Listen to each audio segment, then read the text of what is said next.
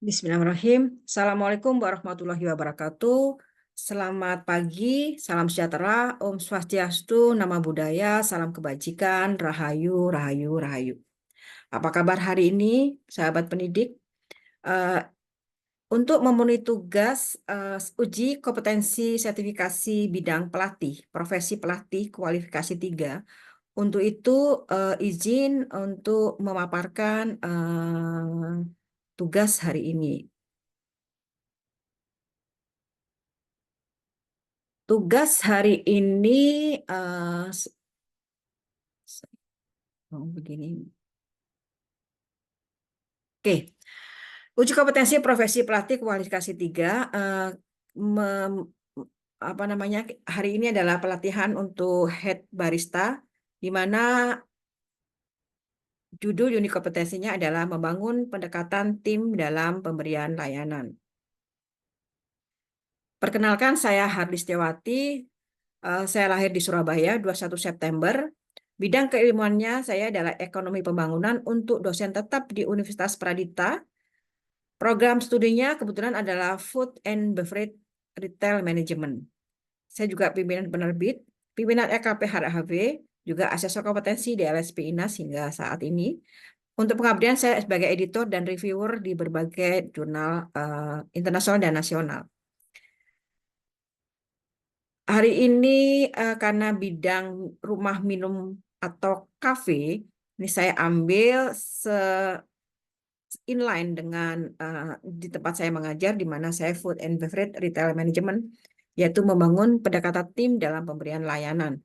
SKKNI dengan nomor 16 tahun 2024, yaitu penetapan standar kompetensi kerja nasional Indonesia, kategori penyediaan akomodasi dan penyediaan makan minum, golongan pokok penyediaan makanan dan minuman bidang rumah minum atau kafe.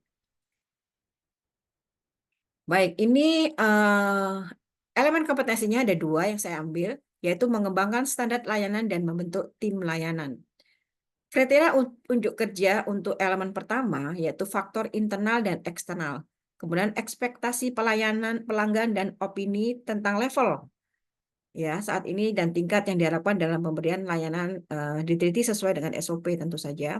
Kemudian membentuk tim layanan. Bagaimana membentuk tim itu? Kebutuhan apa saja tim layanan diidentifikasi dan perekrutan tim dilakukan. Oke.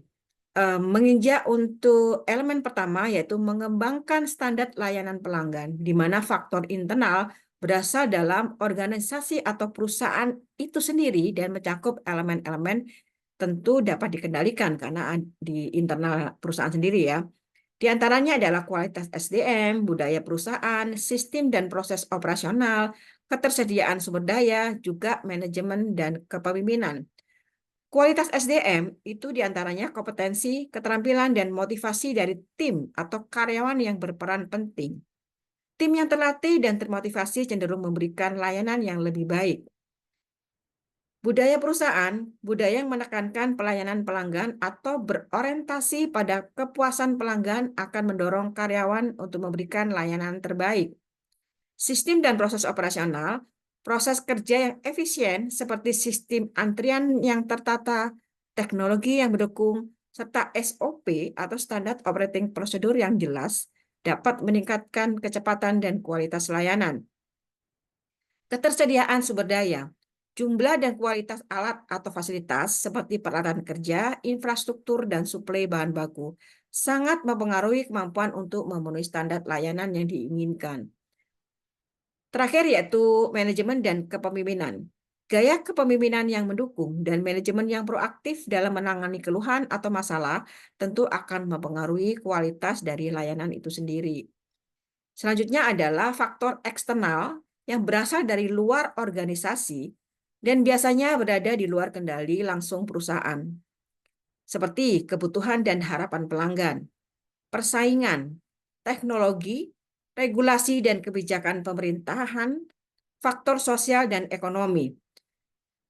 Kebutuhan harapan pelanggan tentu ada standar layanan yang perlu disesuaikan dengan preferensi, harapan, dan kebutuhan pelanggan yang berubah seiring waktu. Memahami tren pasar dapat membantu memenuhi atau melampaui ekspektasi pelanggan. Persaingan perusahaan mungkin harus menyesuaikan standar layanan berdasarkan kompetitor untuk mempertahankan daya saing. Jika pesaing menawarkan layanan yang lebih baik, perusahaan harus merespon dengan meningkatkan standar layanan. Kemajuan teknologi memengaruhi ekspektasi pelanggan, misalnya melalui aplikasi pemesanan, chatbot layanan pelanggan, atau sistem pembayaran digital. Teknologi juga memberikan perusahaan alat meningkatkan layanan. Regulasi dan kebijakan pemerintah. Peraturan atau standar yang ditetapkan pemerintah dapat berdampak pada layanan pelanggan, terutama dalam industri yang diatur ketat. Perusahaan harus menyesuaikan layanan agar tetap mematuhi peraturan. Faktor sosial dan ekonomi. Kondisi ekonomi seperti inflasi dan perubahan sosial, misalnya kesadaran akan layanan yang ramah lingkungan dapat mengubah permintaan dan ekspektasi pelanggan. Lanjut untuk elemen kedua, yaitu membentuk tim layanan. Elemen-elemen utama yang membantu menentukan kebutuhan tim layanan diantaranya adalah kompetensi dan keterampilan khusus, jumlah dan struktur tim, kemudian pelatihan dan pengembangan. Kompetensi dan keterampilan khusus, anggota yang memiliki keterampilan komunikasi yang baik untuk berinteraksi dengan pelanggan, keterampilan pemecahan masalah untuk menanggapi keluhan atau pertanyaan, serta pemahaman produk atau layanan yang mendalam. Keterampilan teknis juga diperlukan jika layanan diberikan bersifat khusus atau memerlukan pemahaman teknologi tertentu, seperti penggunaan sistem manajemen pelanggan atau CRM. Atau perangkat lunak layanan lainnya ya. Nah, kemudian jumlah dan struktur tim. Kebutuhan akan jumlah anggota tim layanan bergantung pada volume pelanggan yang harus dilayani serta jam operasional. Misalnya, perusahaan dengan layanan 24 jam itu membutuhkan tim berapa? Misalnya harus ada 7 kira-kira gitu ya. Karena itu ada bekerja dalam shift, pagi sampai siang, siang sampai malam. Nah, struktur tim juga penting yang biasanya terdiri dari pemimpin tim atau manajer layanan untuk mengatur koordinasi dan memberi bimbingan kepada anggota tim. Nah, tentu dalam satu shift itu harus ada koordinator di situ ya. Koordinator pagi dan koordinator siang. Untuk memberikan, nah selanjutnya adalah pelatihan dan pengembangan. Nah, untuk memberikan layanan yang konsisten dan profesional, tim layanan membutuhkan pelatihan reguler. Ini dapat mencakup pelatihan soft skill seperti komunikasi ya, berempati, dan penanganan konflik, serta hard skill terkait dengan produk atau sistem tertentu. Hard skill itu secara langsung dia akan menguasai produknya itu dan sistem apa yang ada di kafe tersebut. Dan pengembangan kelanjutannya juga penting untuk mengikuti perkembangan teknologi dan perubahan ekspektasi pelanggan.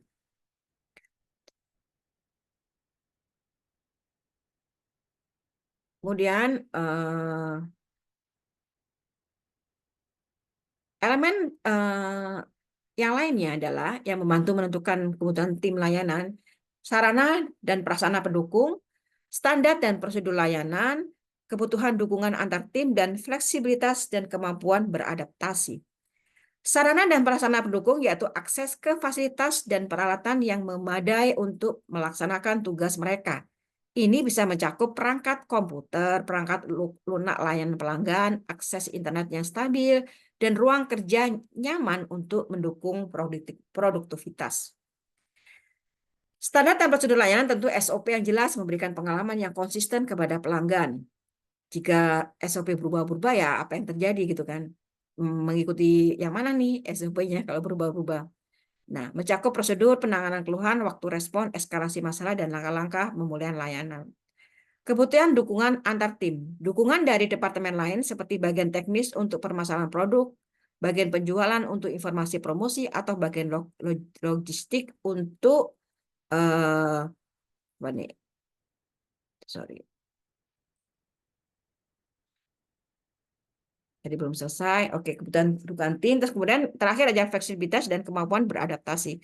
Kemampuan beradaptasi dengan perubahan seperti lonjakan volume pelanggan dan perubahan regulasi. Nah, lonjakan volume pelanggan ini biasanya event-event tertentu.